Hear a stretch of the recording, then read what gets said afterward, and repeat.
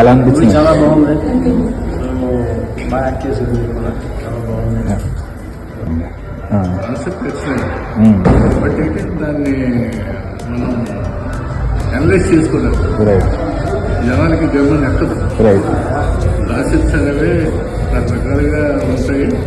Concepts ని compare చేసుకుని జనాల్ని మనం కూడా మొదలైన బాగా తీశాడండి మూవీ. యాక్చువల్ గా ప్రొడ్యూసర్ కూడా బాగా సపోర్ట్ చేశారు. లాస్ట్ థింగ్ బాగా చేసింది.